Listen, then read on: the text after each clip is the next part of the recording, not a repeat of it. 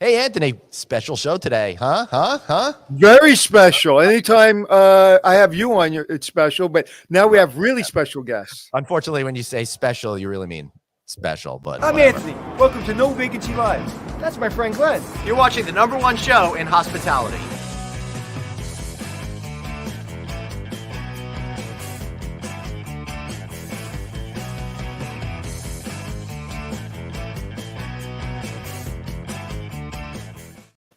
Hey everybody, welcome to the one and only No Vacancy Live. I'm Glenn Hausman. That's Anthony Melchiori in another part of the country.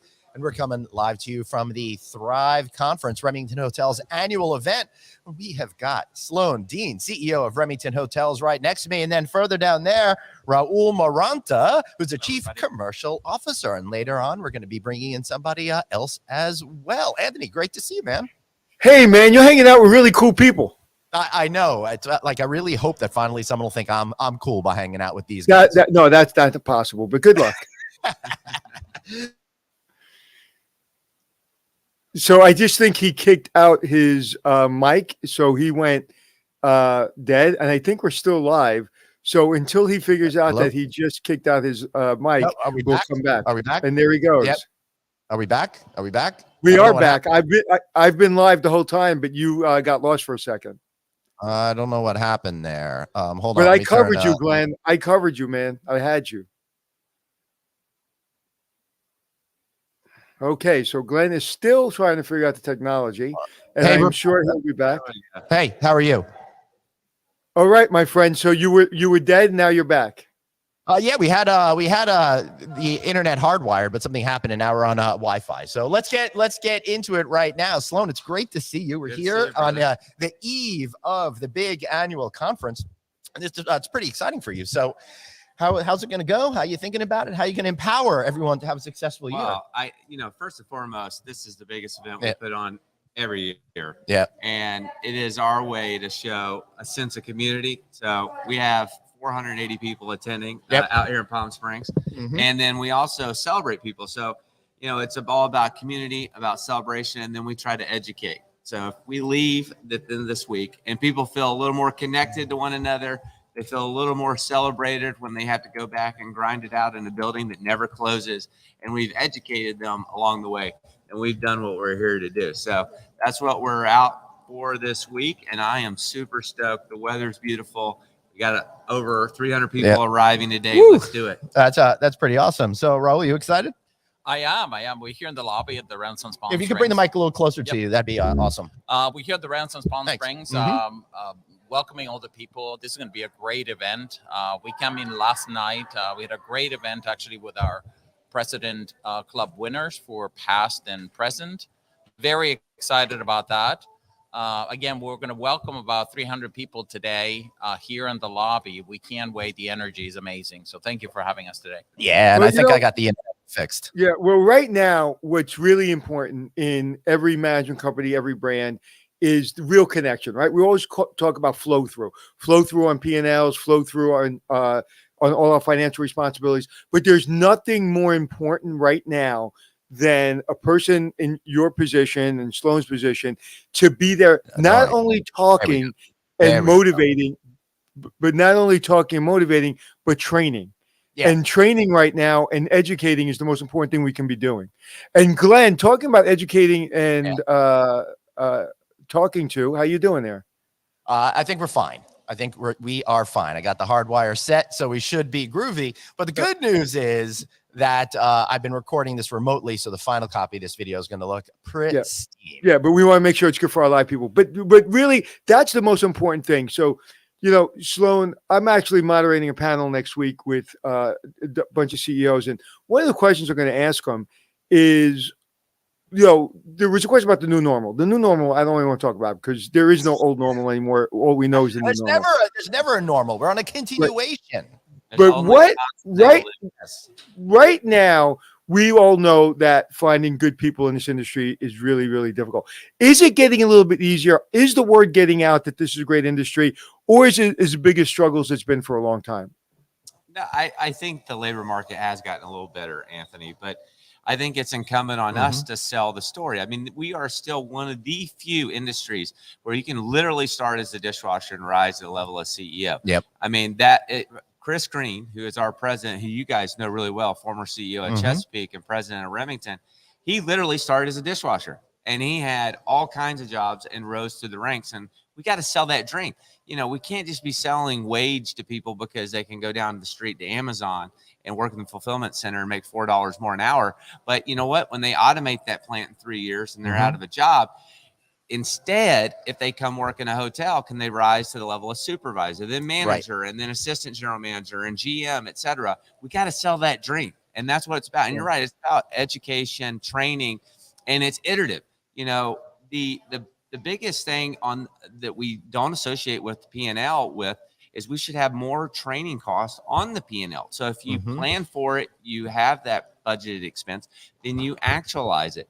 You know, so much of our hiring is needs-based, but we need to slow down and realize that, hey, we are a pretty transitory workforce, and we need to be training from day one and it be iterative along the way. We don't just train somebody, let them loose and think, oh, they've learned everything. It is all about iteration. Yeah, and I'm working with a company right now, and I said, it's starting with the P&L. You got to start. Why is the P&L important? And starting at the financing of the deal, not waiting for us to say, well, this is your budget and this is how you read the P&L. It's what's the why. Everybody wants to know what the why is. That's right. Yeah. And, you know, everybody knows what they do, but not everybody knows why they do it. And if you can really break down the problem, even for a housekeeper or front desk supervisor, and say, hey, this is what we're after. These are the KPIs and the goals, and this is how you add to that. People are so more, they're so more in tune and invested in trying to deliver those results. And they have a broader, bigger picture that makes them want to stay longer, right? They understand that, hey, my delivery of great service at the front desk translates into higher guest satisfaction scores, that translates into higher revenue, that translates to flow through and higher EBITDA. If you can kind of build that picture and educate them, they're more bought in. It's Simon Sinek had it right. Right. Start with why. I mean, that is so true in our business today more than ever. Yep. And soon we're going to have Amanda Gray, the Chief Human Resources Officer, on, so we can talk a little bit more about building the right culture and keeping those employees engaged. But you had mentioned Chris Green, and it's been 1 year. I can't believe it's been a year since the Chesapeake acquisition. Well, you know what? It's not so much a year that he's at Chesapeake as the new bigwig. It's that he got fired from us and he needed a job, so he was the backup. He was the backup host, and we kind of said he wasn't cutting it. He's not on the podcast today. He's out playing golf with our GM. I know, it's unfair. Yeah, he's working. Yeah. Well, he's not allowed to be on the podcast because he was terminated. Yeah, exactly. Well, what would be the expression here? You promoted him to listener? I promoted him to customer, right? To listener. Yeah. Well, no, you're right. It's been right at a year. Next week will be 1 year. Wow. And, you blink, it flies by. And it was a transformational transaction for both companies. But what we always say is culture came together almost immediately. They experienced what's possible, and we're the place where passionate people thrive. And those value statements really align just as much as Chris and I align. Well, wasn't that kind of the whole thesis for you guys kind of getting together when you first started flirting with each other? You realized that it was so similar? Yeah, we dated and courted each other for about 6 months. And so, we took our time before getting married. Yeah. And it really was, Chris would say something, I'd finish the sentence, or vice versa. And I think that's translated into a transaction where we only lost one hotel and we've added 3. Nice. So if you look at a lot of our competitors, M&A, they acquire the company and then they lose a lot of contracts. And it's a washing machine of, interesting. Lose 20%, et cetera. We've actually net gained hotels, which I don't know of another transaction in the last 5 years where it's been a net gain. Huh. I didn't even realize that. Raul, could you comment a little on that? Because typically that's something I never even thought of. So I guess you kind of got to bake it in. You might lose a certain amount of properties when you go into a deal. Yeah, you have to assume. Yeah, you know what? I think it has a lot to do with Chesapeake and, Chris Green. He was very scrappy. I mean, he obviously had a great company and he was able to transform a lot of hotels. And a lot of that reputation in market, allowed him to continue to have those relationships back in here with Remington. So he always said, I was always scrappy and I needed the backbone of an organization that had a great infrastructure. And I think you combine those two together now, and it is a great proposition for an owner. So, you know what, we are not a mega management company. We are not the smallest company, but scale allows us certain things that other companies can't. And not just that. And I also want to commend you that you're sitting there with them, and typically our guests look at the people next to them. You're actually looking in the camera, so you win best guest award. And I should say it's a little awkward for everybody over here because the monitor's over here and the camera's over there, which makes it a little difficult. No, I love it. I love it. You're looking exactly where you should look. And what I love about your company is, we've talked about this, and companies talk about it all the time. And you just said, I think you said, a washing machine. And that's kind of how it feels right now in our industry, that we're grinding and we're just constantly working and rotating. But when you roll your sleeves up, and Chris Green, I don't want to plug my book, but my book is called Show Up, and Chris Green shows up. He shows up and he is grinding. He'll show up for a cup of coffee. He'll show up if a owner is just a little upset, I'm sure he'll drive him to work and talk to him on the way there. And if you're not doing that, he's like flying somewhere for a dinner just to go and have dinner with. Well, that's what I'm saying. If you're not doing that, that's a problem. You have to be in this business, not pretend you're in this business. So you're in it for making money or stock price or for whatever reason. You have to be in this business because you care about your housekeeper as much as you care about your owner. And that's what you guys do, I think, better than probably anybody. Yeah, it's well said. I think, and I appreciate that compliment. It definitely is. It starts with, if you really want to be the place where passionate people thrive, right, you've got to be passionate about every single individual, whether it's a guest, an owner, or an associate, and take the time. It is not efficient to sit down and have long conversations with lots of different stakeholders, but that's what you have to do for greatness. Yeah, for absolutely. Sure. So Raul, what does your plate look like right now, and what are you working on? What's your number one and number two priorities? And I also want to add, before you say that, we're broadcasting to Dr. Producer Suzanne's hospitality class in Florida. So feel free to give a little bit more 101 type explanation as well. Oh, absolutely. Yeah. First of all, I am a career hotelier. I went to hotel school. I married my wife that I met in hotel school. Did my master's in hotel business. So hospitality is something that is deeply ingrained into my family. So kudos to you guys. There's a great amount of opportunity in career for you guys. Mm-hmm. And to answer your question, Anthony, I think there's two things. One is how much better can group business get this year? Group recovered by the end of last year. We are seeing amazing numbers. As a matter of fact, we'll actually close the first quarter as the best quarter group that we had in both booking and consumed. I'm expecting that the year we will finish as the best group year on a nominal basis and also as a percentage of business. So group has been an amazing story. And obviously it's been a matter of recovery of business transient and how much is going to come back and which way and things like that. But the second part is, we are seeing, for example, leisure demand stabilize. Mm-hmm. So that's the other part. Or hotels, for example, would had great, amazing summer last year, had great performance. It's a question about how do we become smarter about our revenue streams, not to affect, obviously, dropping average rate or creating a problem where we now have a profit issue. So again, on the commercial side, we're very focused in making sure that this is another great year for the industry.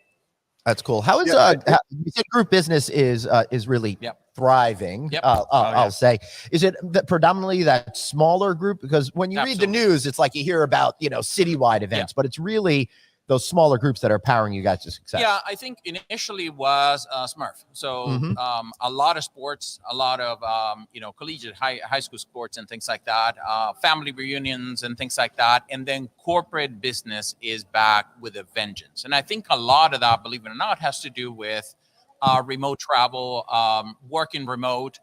So now a lot of companies are saying, well, you know what, I just removed everybody out of the office, but I need to meet everybody for an internal meeting every 3 months. That's creating a pretty significant amount of business Really? for us, and it's extremely It's exciting its for own us to see. segment. I mean, I call it company meetups, company offsites, usually happening either quarterly or twice a year. Wow. And it is a whole new segment. And, it's typically 50 to 100 people meeting and, 2 or 3 days of meeting, contribution, banquet, et cetera. And they come to hotels like this one where they want to be in a lovely area. And just so you know, we're at the Renaissance Palm Springs. Exactly. We are. Nice and nice 70. Yep.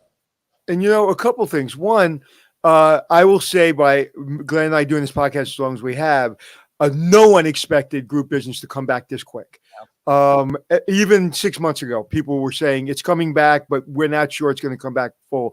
So that's great. That's a great story. But Anthony, not to humble brag, for the last 2 years, we were predicting that the next big group segment was going to be these smaller get-togethers by remote workers that now have to. Right. And if you would have let me finish my thought, my friend, I was going to say the second part. No, really exactly. I usually do that to you. Stop taking my bad habits. I usually do that to you. And the second thing I was going to say is, as predicted on this show, that would be the way the business comes back. So I think you're stuck again, but you're unstuck. We're now. good. We're back. Yeah. So this is what happens sometimes when we do remote technology, but it's better than doing it live than not doing it live. So thank you for doing your best to get this out today. So, all right. So I'm curious, gentlemen. We're talking about this group business, right? And all these groups are coming. But the other big trend we're seeing is that mixing that leisure and business component in a more meaningful way than we've ever seen in our industry. How are you adapting to address these two disparate audiences that are becoming one audience? I think so. I'll jump in and Raul can add to it. There's really kind of two distinct, different types of business leisure, and they get jumbled together. There is one, I can work remote 100% of the time or 3 days a week. And this week I want to go work in Palm Springs. Right. And it's not a real typical leisure trip. Right. It is, hey, I'm just going to work remote and take in a new place. And it's a whole new segment of travel. And that's what's supplementing the midweek, where the traditional consultants and large Fortune 500 travelers are not back in a meaningful way. And so it's supplementing the midweek occupancy. And then there is hey, I'm going to go for 1 or 2 days to Jacksonville and I'm going to tag on the weekend. Right. And so you're getting longer lengths of stay. And, I think what we're seeing, and people aren't talking, I think, enough about, one, group, you have more group in the hotel than we ever have.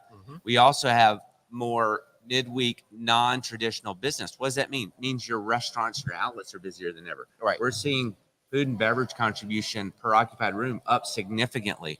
You're seeing your spas and some of your ancillary revenues are up significantly. And so it actually has brought people back into the hotels where the lobbies are actually busier during the day. If you think about it objectively, if you were a hotel that had PricewaterhouseCoopers and Deloitte and all these, they'd come, they're business travel or male dominated. They come drop their bags, and then they go to the client's offices all day. And the hotel was relatively dead. Right. Well, now we've got more people in the hotels, and it's more for us to commercialize instead of just selling a room. Right. And so it's actually a great opportunity. Fascinating. If you go in hotels now midweek, they're not dead. Anthony? So what are you doing from a technology standpoint to kind of help this new kind of traveler and this new demographic? What are you doing to not only help them, but also capture this information of who's traveling, why they're traveling? Is there any new technology behind that? Yeah, I think it's some improvements and evolution of existing technology. So I think, we've seen mobile key adoption go up significantly. And you need that to be able to be flexible to handle, we have more people per occupied room, more people at check-in. And so it creates some efficiency in the front desk and also allows you to capture some guest information for follow-up, bounce back offers, those kind of things. And I think we also are trying to do more in the pre-arrival experience to capture information, to set expectations. People want a unique stay, whether it's a Renaissance or it's an independent hotel. And so we're trying to do programming in our full service hotels to have restaurant offerings that are unique. And I see it's more of an adaptation versus just, hey, we had this new CRM that's doing all these wonderful things. It's more of an evolution of the technology. But I think as mobile key, it's some beacon technology in the hotels. It's also just modifying your offerings to be more streamlined and local. Those would be the things I'd highlight. But I wouldn't say there's one technology that has revolutionized the hotel industry in the last. It's more an adaptation of business processes and offerings. So my favorite question in the last week has been, how is your company adapting to ChatGPT 4? I can answer that. Yeah, Raul.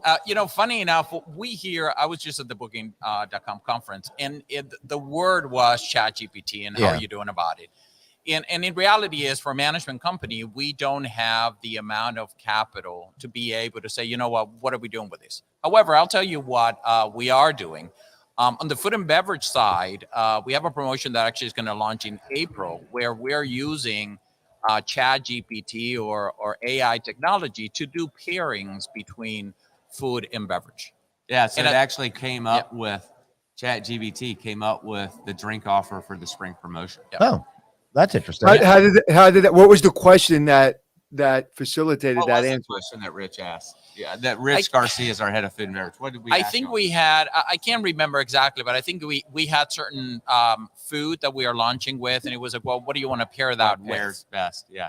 And that to me is, I think, that the right way for us to approach it. We're looking at it, for example, also on content creation and things like that. But reality is the majority of the AI technology is the backbone of a lot of third-party systems that we actually use. So we've been using it for, when you, for example, check in at the hotel and you get, for example, a text that comes into your room. Normally that is probably a chat box that says, you know what, I need more towels. And you know what, the box actually answers to you, and then it eventually sends an email or a message to housekeeping. We see that as an integration, but I think on our side, on the commercial side, we're probably going to see that a lot more on the content creation. I think as a human aid, as opposed to saying a replacement of something that we do, particularly because, again, no matter what happens, you can always say you can go to Macy's and buy a pair of pants, and that's the end of it, right? You can go to our website and buy a room. You still need to come and show up to our hotels. Right. So we are still a human business that is being delivered by humans, and that will never change. I think the three things that we've seen identified, but we're not doing it frequently, that we think is a big opportunity for AI. It's one, concierge. If you think about it, automating that and kind of creating an itinerary, particularly at our leisure resorts. And so that's something that we're looking into. The second is what Raul referenced, but just to be specific, it is text messaging with on-site guests. And we currently use Katsuya. That is a text. So you check in, we get your cell phone, and we can text directly. And you say, hey, I want towels sent up to 1922. Right. So that's a second. And then I think the third is you're going to see a lot of, one of the issues we have with Cvent, for example, is RFP spam. They send out all these massive RFPs to countless hotels. Well, you can automate RFP responses using ChatGPT. So I think you'll have a lot of sales inquiries that are automated replies that, to Raul's point, maybe it doesn't replace a sales manager, but it makes them more efficient. Yep. I think those are the three that we see right now. But, hey, if you guys know of others, we want to be efficient. Well, it's also about, since you could run these hotels with fewer people if you utilize some of the technology in the right way to set the stage for human interaction. That's right. You make people more efficient. Right. So instead of operating with 100, maybe you operate with 90. Right. Yeah, Anthony? Yeah, I just think it's really, I love everything you just said. And I also think it's really important for those young supervisors, mid-level managers that are a little confused. Like, even if say they're training on a profit and loss statement, but they're not really sure, you can put in what's a profit and loss statement, and it really breaks it down. The other day, just for giggles, I put in, this is a piece of real estate. What does a P&L look like for the next 5 years based on this average rate at a 3% gain? And there, I put in all the questions I would ask if I'm asking somebody to do due diligence on a property. It was maybe a 3-sentence question. They brought back 3 pages. ChatGPT brought me 3 pages. I'd say 80% of it was accurate, and I maybe had to edit it a little bit and then add 20%. And it was unbelievable. And if you need, say if you're a young supervisor and you're like, okay, what are the top 3 things I should be talking to my front desk agents about?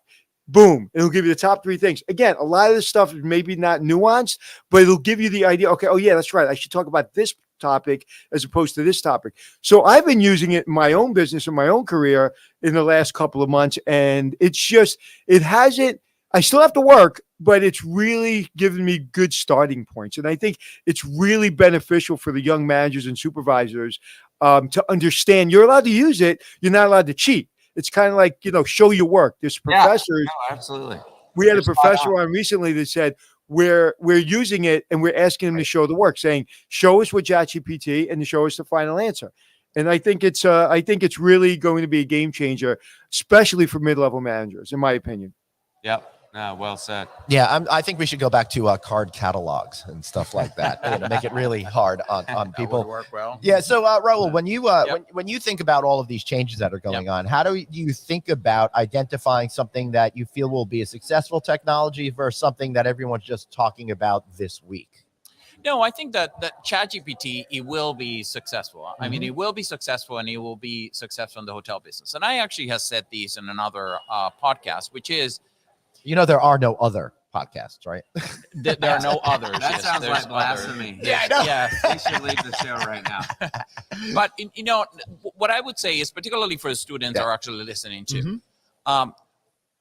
last night we celebrated what we call President's Club. Right. And President Club members are basically our general managers who have actually taken what we call a company 5 drivers and have exceeded those 5 drivers. I can guarantee you every single one of those hotels is very different in terms of location, in terms of quality, in terms of everything else. What makes a difference? That general manager who has the pride to say, I want to be successful. Yep. And regardless of the technology you have out there, the difference still comes out to people. And the best way to actually say that is if you look at, for example, in revenue management, I want to say that worldwide, about 40% of the hotels have a revenue management system. In the United States, that number is even higher. All right. The difference between a successful hotel and an unsuccessful one is the director of revenue, not the system. Why? Right. Because everybody's systems, and basically what they do is normalize you. The hustle, that is a human behavior. Amen. Hallelujah. And thank God somebody said that. That's it, period. That's it. Full stop. If you get up in the morning and you try, and I think to kind of add to what you just said a little bit, because I can never do a full stop, is this. You want to hear in a respectful way a general manager say no to you. A general manager say, I'm going to challenge that policy. I'm going to challenge that conversation Sloan and I had, or Raul and I had, or Chris. Respectfully with information, saying this is the solution to, I think, the problem that you think you solved, but this is what I think the solution is. And let's have a dialogue. That is desperately needed in our industry, and that is desperately needed in business. Respectful disagreement. And a lot of young managers coming up are afraid of Sloan, or afraid of you, afraid of Chris, afraid of us, because we have so much experience that they think we're going to say no. And we're jonesing for somebody to come up and say, oh, I didn't think of it that way. And so what you just said is exceptional, but people have to, when they're getting up in the morning and they're grinding, they've got to understand that we want their opinion as long as it's done in a respectful way, in a solution-driven way, not in a complaining way, because I don't think any of us on this podcast really suffers complainers very well. We want solution-driven people. And I think what do you think about that, Sloan?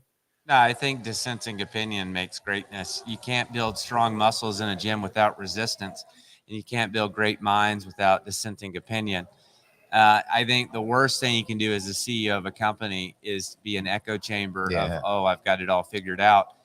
And I do think that you have to have a culture that welcomes that. And that's something that I think we really pride ourselves on, that, I do coffee sessions twice a month, every month, with every corporate associate. So we rotate through, and you do it at least once, twice a year. And I actively solicit for people to, hey, what are we doing wrong? What can we do differently? What policies have you had at other companies? That you have to have that because so much of business is always rethinking or trying to evolve. And if you're not evolving, you're dying.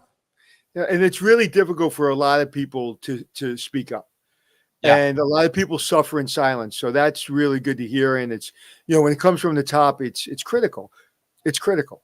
Well, for the students listening in, I would say work for a company that has a track record of success, but at the same time that has a culture that welcomes new ideas, new ways of doing things, and is aptitude based, meaning that you can get promoted quickly if you are willing to grind and perform. It's not just tenure based. So, definitely seek out those companies that are thought provoking and also welcoming of different opinions. Right now, I'm not sure if I'm just getting older, but it seems like Remington has one of the youngest leadership teams that are out there, right? And I'm getting older. So, is this an advantage, or do you feel like maybe you need some more gray hair on your team? Which, by the way, I'm insulted that I don't see any around here. Well, I don't know. Raul doesn't really have any hair, but I lost mine a long time ago. But I actually have to do a little bit of a rant, but we won't go there. But no, I think it's a strategic advantage. If you look at the majority of the workforce now, it's under the age of 40. Yep. Okay, and then most of your consumer base is kind of right. See, the way I look at it is most of our leadership is between the age of 40 and 48. Mm-hmm. And so we can relate to the baby boomers that are still in the workforce. We can relate to the millennials, the Gen X that we are part of and or work for us. And then we can understand both consumer bases. So you're right on the fence line. Right. I think what happens when you have a leadership team that is all in their mid to late 50s or even 60s, they lose context. They don't know how to motivate the new workforce. They don't know how to relate to the old consumer base. I don't know if that is ageism, but there is a diminishing return of experience at a certain point, and new thinking, new blood, and new energy. I talk about this all the time. I think that our leadership team being younger actually helped us in COVID because we didn't have assumptions. We didn't make certain assumptions. Right. We thought through things and evolved. And quite frankly, we also put a big focus on wellness and fitness that allowed us to kind of have the stamina to survive COVID. Now, one of the things that I see with older generations, and this isn't just in hospitality, this is just generally speaking, the older people aren't happy with the younger people because they seem to insist that the younger people should behave and act and do all of these things as the older people. So you're right. I think that creates a blindness to see how things are changing. That's why I like what industry icon Chip Conley has done by doing this elder mentor program where he learns from younger people and older people, and younger people learn from older people. Yeah, I think, but I'll be honest, so I'm 41. I became leader of the company at 36. It's crazy. And I call bullshit on that mentality. I think that actually is demotivating for the younger generations. And I think you have to be always forward thinking and have a new mindset. I have been in several meetings with older CEOs where they say, well, this new workforce is lazy or this new workforce doesn't get it. And I remember thinking in that moment, no, you just don't get them. You don't know how to motivate them. You don't know how to recruit them, how to develop them. So somehow you're complaining. That's a victim mentality. Don't go work for an organization that has that. If you ever hear a CEO talk about, I wish things were this way, or I want to get back. I always talk about, we learned from COVID to be a better company. We're bigger, more successful than we've ever been.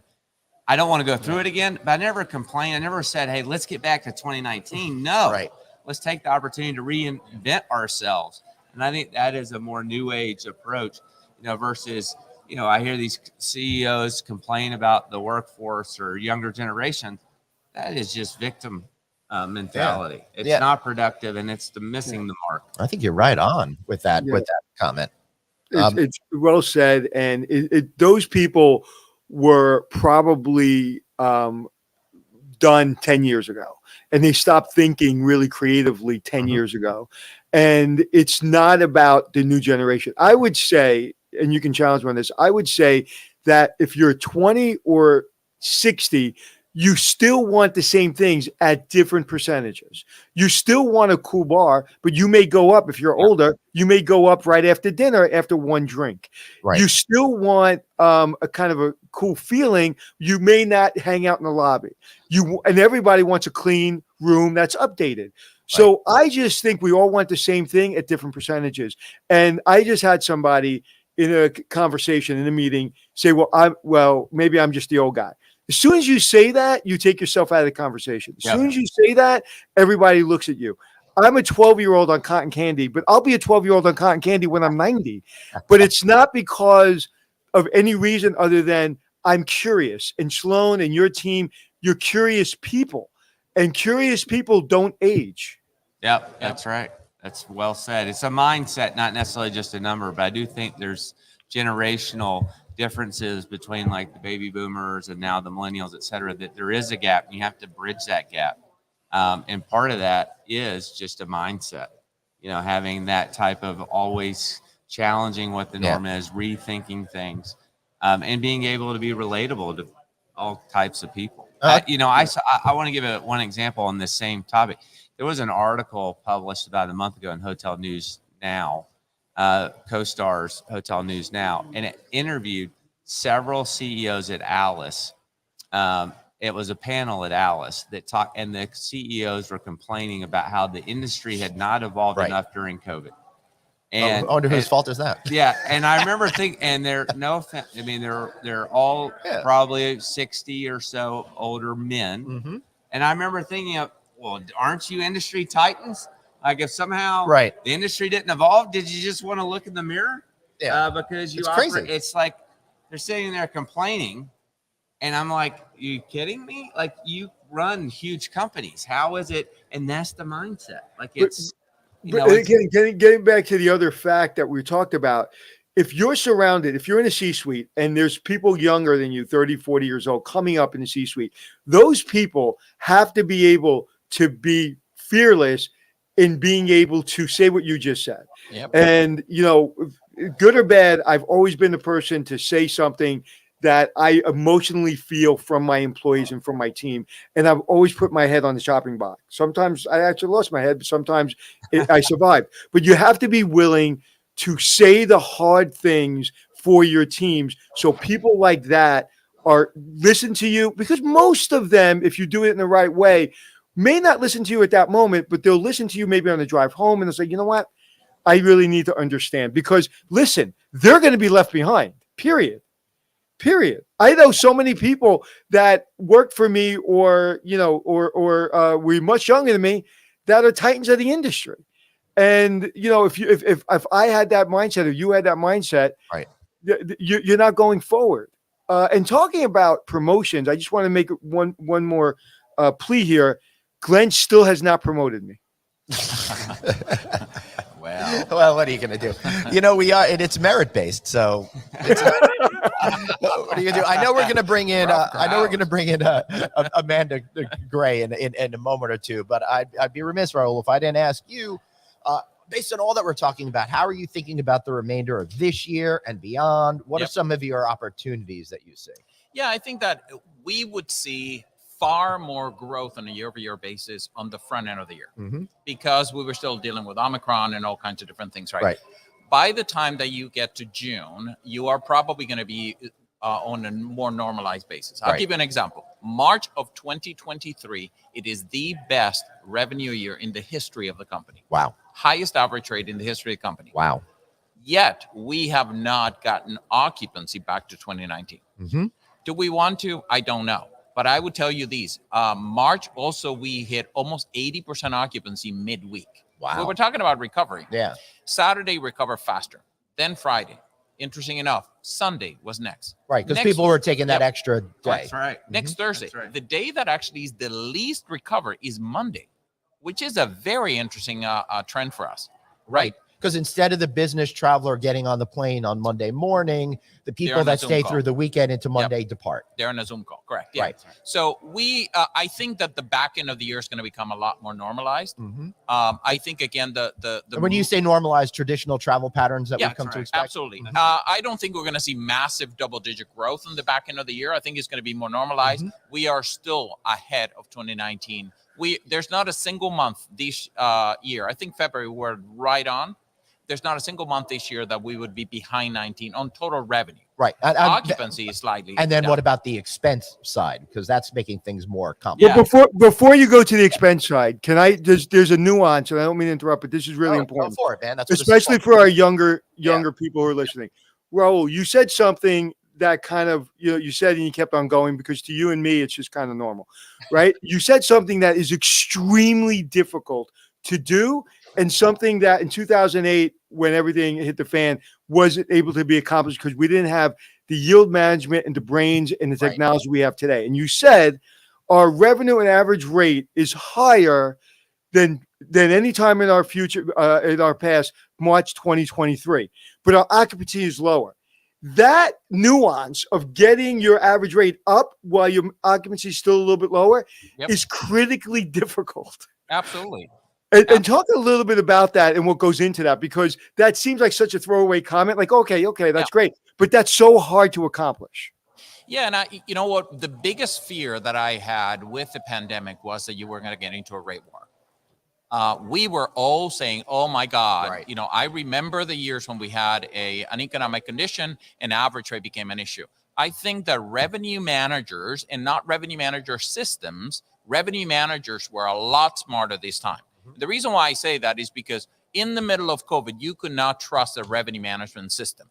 So that leadership of revenue managers saying, I can drop my rate, that rate is not going to yield me any better. Right. At the same time, I think we had I wouldn't say the benefit, but we had the issue of increasing labor cost and having some labor challenges at some point last year and the year before. So an owner is coming to you and saying, well, I don't know that a room is worth it if you drop that rate that much.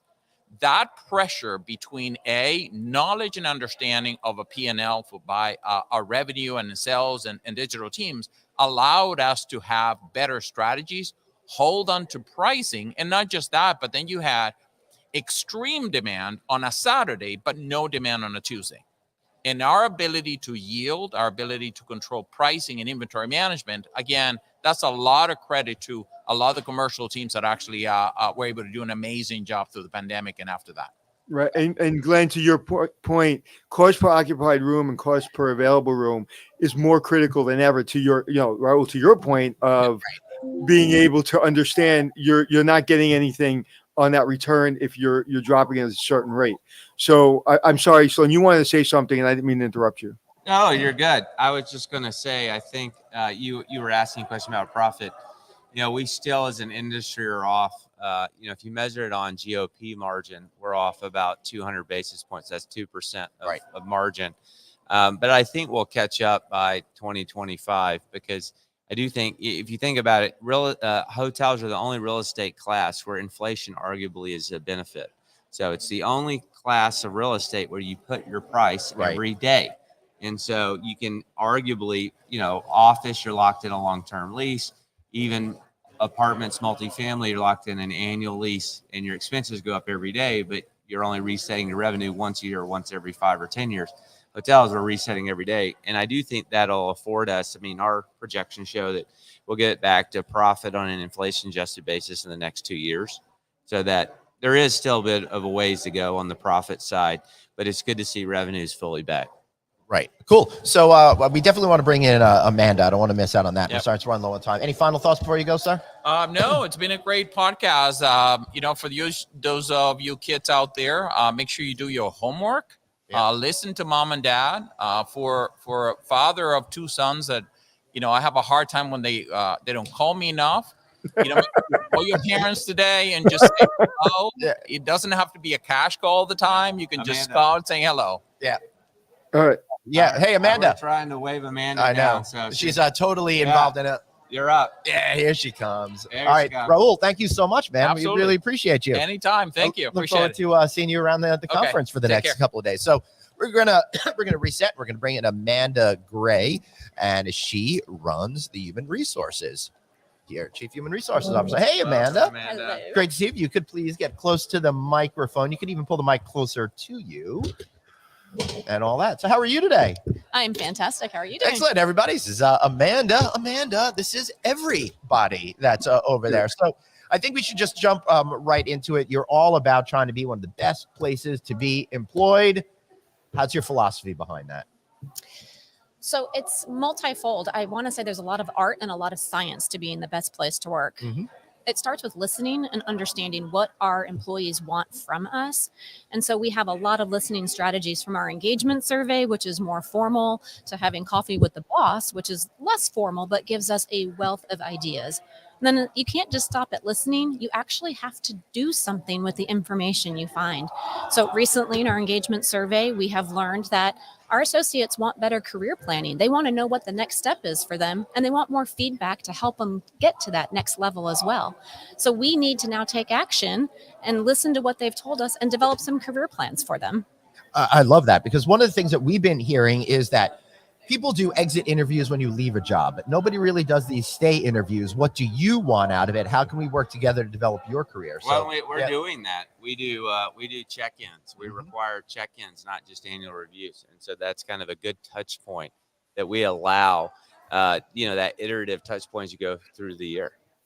Yeah. Absolutely. We'll do 90-day check-ins with our new hires and get feedback, because the thing you don't want to do is spend all the time and effort that we spend recruiting the best people and then lose them before they even get through their learning curve. So we check in with them during that first 90 days, where we know they're starting to drink the Kool-Aid. They're starting to learn how to Right. be effective and navigate the company.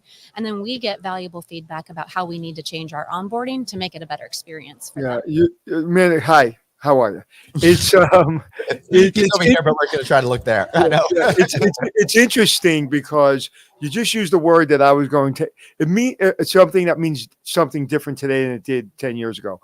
Onboarding, right? First of all, the check-ins. I think the check-ins should have started 100 years ago, and a lot of people just do formal reviews. That you guys do check-ins. I think if you're not doing check-ins, the other companies, they have a problem. So how has your onboarding process changed in the last 5 years? So over the last 5 years, I'd say it's hard to say that because of the pandemic there in the middle. So Yeah, of course. unfortunately, we all fell quite behind. I think everybody in the industry really just trying to keep the wheels on the bus during that time. So now we're rebuilding. So what we're changing now is trying to be a little more scientific about finding out what our associates need and trying to personalize that. Just the way we want to personalize our guest experience, we also need to personalize that associate experience and know that a housekeeper or a bellman or a first level supervisor may need different onboarding skills. Some of it's more on the job. Some of it's more of a buddy of who do I call.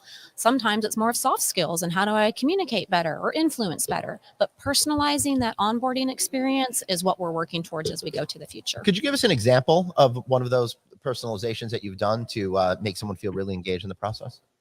Well, a lot of it right now is happening with our operations leaders. So we look to first our SVPs and our DVPs of operations to help us understand how we can create this in a manner that's most digestible to our team. So one of the things that we've done is make sure that in our GM ranks, for instance, that our new GMs have a buddy. And that's something that we haven't invested in. I think it happened naturally over time, but now we've turned it into a program with resources where we dictate, how often you're supposed to meet. We have meetings where we bring them all together so the senior GMs can meet their buddy that is their new GM. And we've heard rave feedback on that and how it's helping our GMs be more effective more quickly. Yeah, one of the things, if you look at Remington and a lot of hotel management companies, they do a pretty good job, and I think we do an exceptional job of onboarding, retaining, and developing general managers. It's argumentatively the most important job at the hotel, the mini CEO leading the troops day to day. And so in that process of a GM hiring, recruiting, we had the VP of operations spends weeks with them, developing them. We have what's called Foundations of Remington. So they actually come to Dallas, Really? and they go through a whole classroom training. And then we do a follow-up from that. They're assigned a GM buddy. So it's a peer who's not their boss. So if they've got a question, they don't want to look dumb or feel insecure about it, they can go directly to the buddy. We have a whole learning portal that we call RH1. They can go on and access, and we do residual training with that, including our BI platform. And what we want to do, and we're working on, is bringing that same iterative approach that we do invest in the general managers, and then do the same for AGMs. So now the AGMs come to foundations, and then now we're doing it for all managers. And then also what I've talked with Amanda is bringing that foundations iterative training development approach to everyone, including the hourly associates.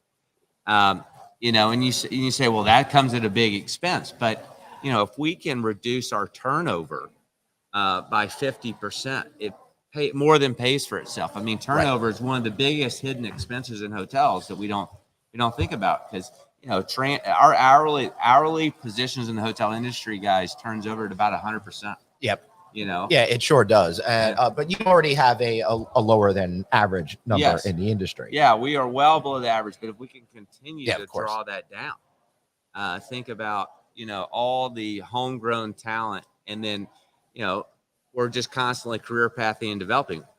We may have a smaller recruiting team, right? That's interesting. I didn't even think about that. Yeah, you have a smaller recruiting team because you're not turning over as much. Right. Interesting. Amanda? The other thing I wanted to add to that is making sure that our associates have an easy experience when they onboard with the company. Mm-hmm. So many times you're changing your benefits and your health and your medical and your dental. It's all in flux while you're starting a new job. And that can be a stressful period. Absolutely. So we have to make it easy for them. And I call that, make it a frictionless experience. We have a wonderful benefits program that we invest a lot in making sure we're delivering to our teams what they want. For instance, we have this field survey going on right now where all of our field associates are asked to give us input on what benefits they value the most. But what I hear when we go to the hotels is a lot of them, they just have very simple questions like, I forgot when I get to enroll in my 401k. When's open enrollment? I wanted to change something on my benefits. It's not rocket science, but we need to do a better job getting the information just in time when people need it, so it's at their fingertips, so they don't have to worry about, did I miss this date or that date? And everything just works in a frictionless manner for them. So, Amanda, frictionless, I love, because the reason there's a lot of big companies being successful today, Amazon and others, is because it's frictionless. So But one of the things that we're learning on this podcast, we learned a couple of weeks ago from one of our guests, is that employees, especially line level employees, have a different mindset than we did growing up in this industry. Whereas we just didn't want to get fired and we wanted our boss's job. They just want a good job, as to your point, with good benefits, with a good salary. And they may or may not want their boss's job, and they may or may not want to grow. And you're paying them for the hours that you guys talked about. So you're basically saying, this is my responsibility. This is my salary. This is what I'm going to give you. And I'm going to be good at it, but I'm not necessarily going to be your superstar. How do you manage that? Because a lot of managers, especially as we were talking about before, the older managers, are having difficulty with that mindset. So I think it's about knowing that you can be an effective high performer staying in one job where you're happy, and us leveraging that. We need those rock stars who are going to go above and beyond to surprise and delight our guests. The longer you stay in one job, the more skills you have, the more knowledge you have, and then your ability to give those exceptional guest experiences grows as well.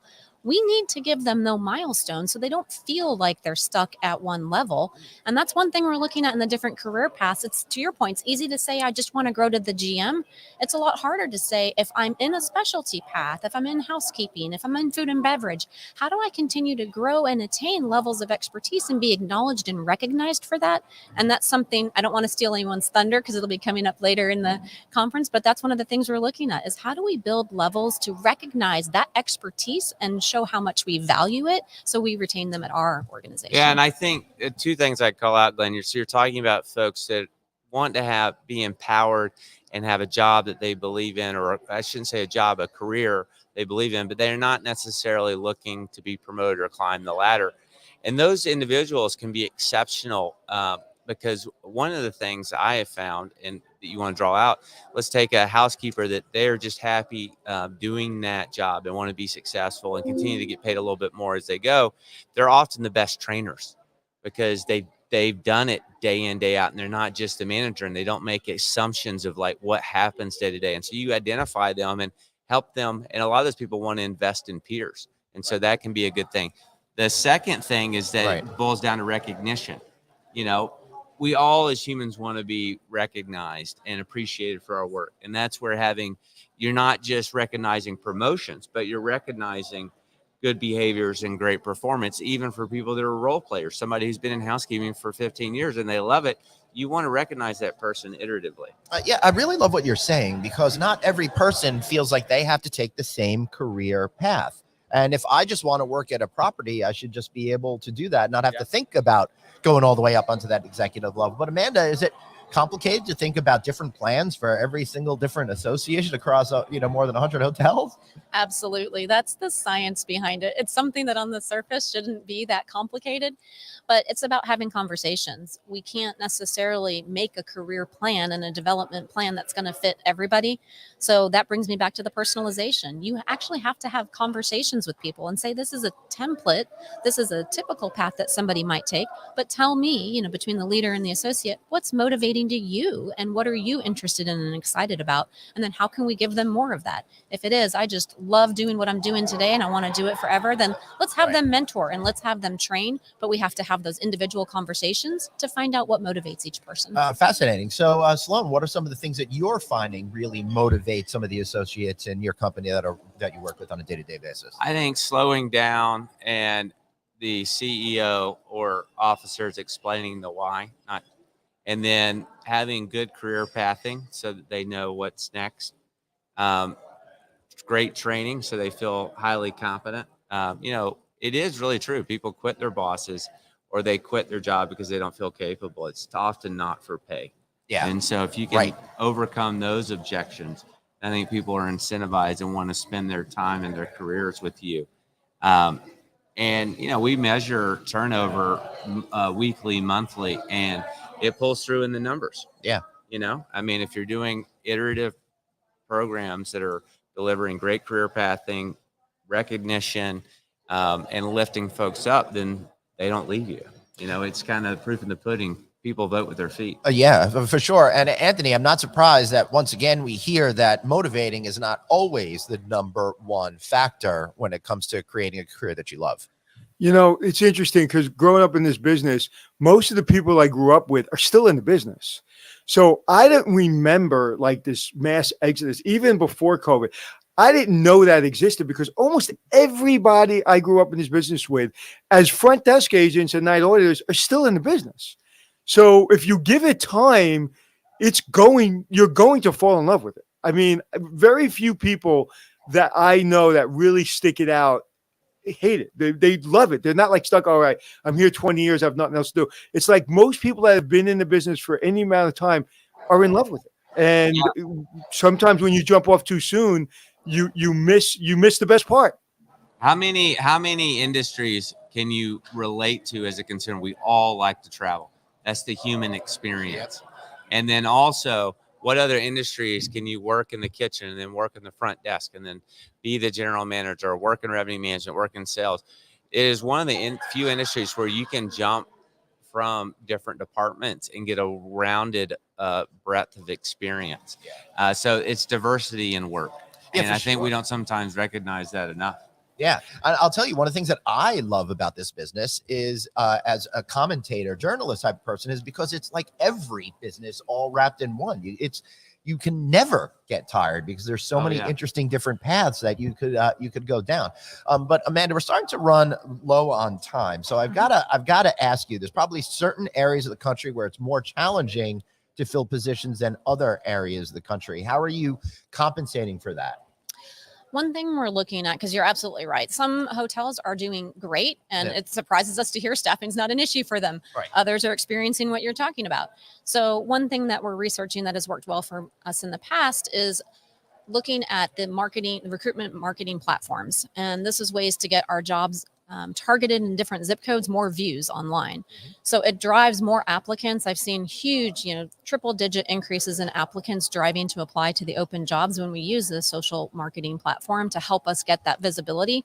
And that's something I think once we get the visibility and we get the people in the door, to add on to what you were just talking about, I think working in these beautiful locations, as we look out over the lobby of Palm Springs Renaissance here, you're not in a stuffy office, you're working in paradise, and you're helping create people's lifelong memories and making people feel welcome and at home. Like, what you're getting to do is meaningful and has a big impact on people. If we can just get them to come in the door and have that experience, to your point, they're likely to stay.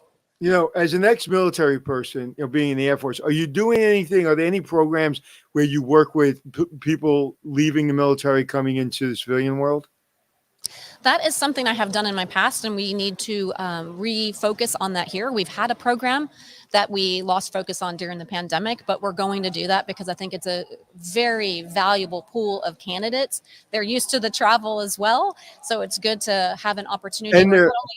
And they're dependable. And we have a connection to Chief Master Sergeant of the Air Force, who's been on our podcast. She's a good friend of ours, good friend of mine.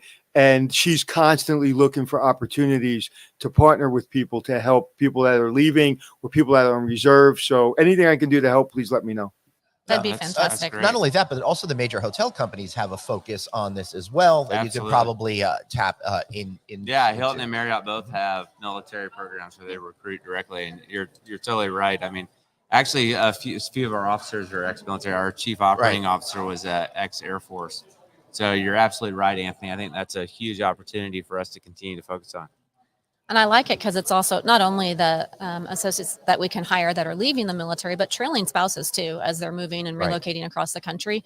It'd be great to have Remington be their home, that they can consistently say, I'm going to go work at another Remington hotel, despite the number of moves. I love that. And that is so important because, the heroes are the soldiers, but the real heroes are the people that stay and support them. So absolutely, I'm a big advocate and anything I can do. And I'll just say Air Force first, and then everybody else is great, but Air Force. All right, I've got one more question that I wanted to ask you all before we wrap up. One of the things that I've been hearing more about is a disconnect between some of these hiring. You put your resume up on these sites, and if you don't do it in exactly the right way, those people might not get connected to someone like you, Amanda, and there seems to be a disconnect there because I keep hearing people say, I can't get a job in a hotel. No one's responding to me. And I keep hearing hotels saying we need more people.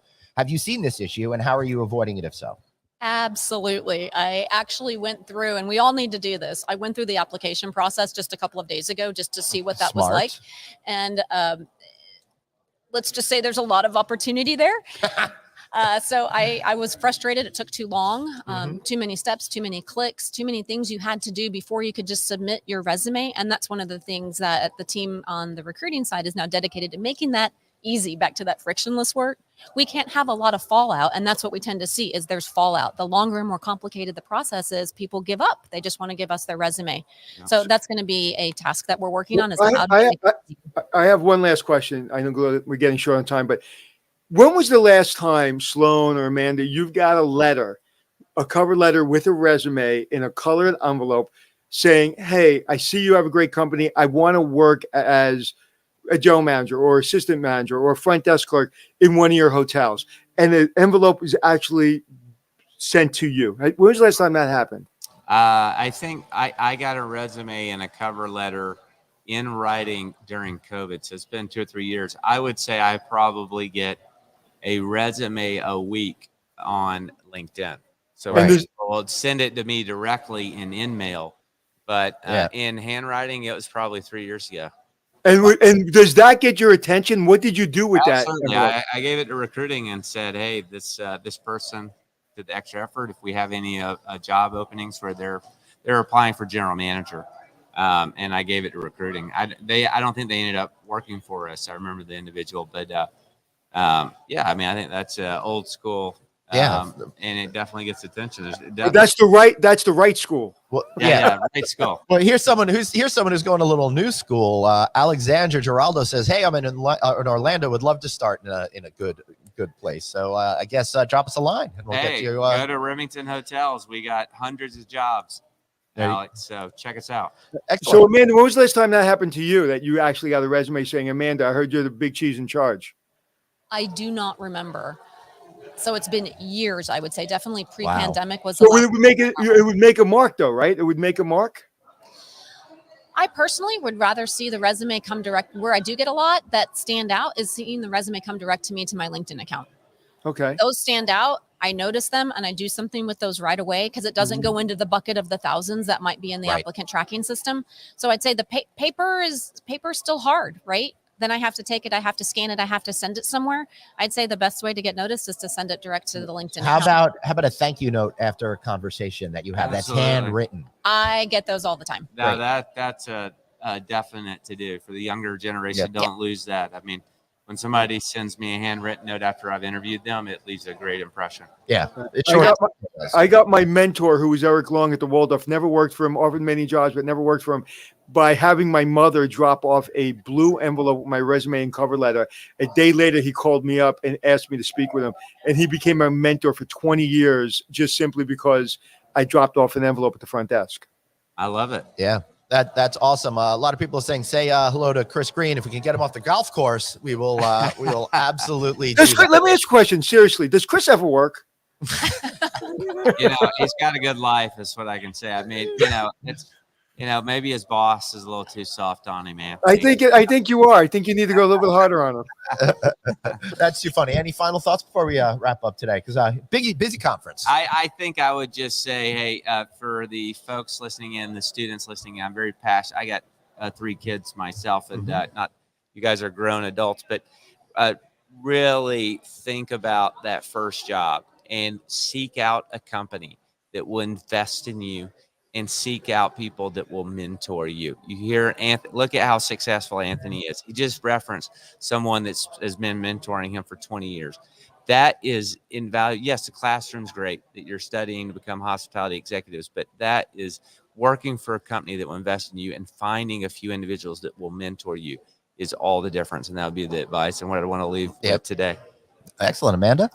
Fantastic. I would just like to say this conference, this is my first one with Remington, so it's only just begun, but it is going to be absolutely amazing. And I want to remind everybody that it's not necessarily all of the meetings that we'll have. It's the stuff that happens in between the meetings. And I'm so glad that Sloan and Chris continue to invest in such an important event like this, because it's giving everybody a chance to meet each other if they haven't yet, and to build on those relationships, build that trust between each other, so we all have our back and we're all working towards the same goals. And we need to use that time in between the meetings to do just that.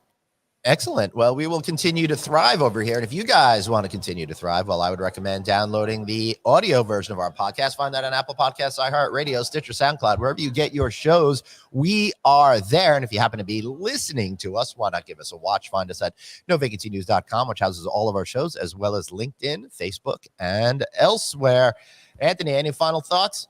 No, it's just a pleasure. And I think Glenn and I speak more about your management company than any management company. It comes up almost weekly on our show. So, we're big fans. Guys. We're big fans of you. Keep it up. Thanks. And we appreciate you, and we appreciate you all of you out there. Remember, you've got one life, so blaze on and be kind to yourself. See y'all later. Bye, guys. Peace. Peace.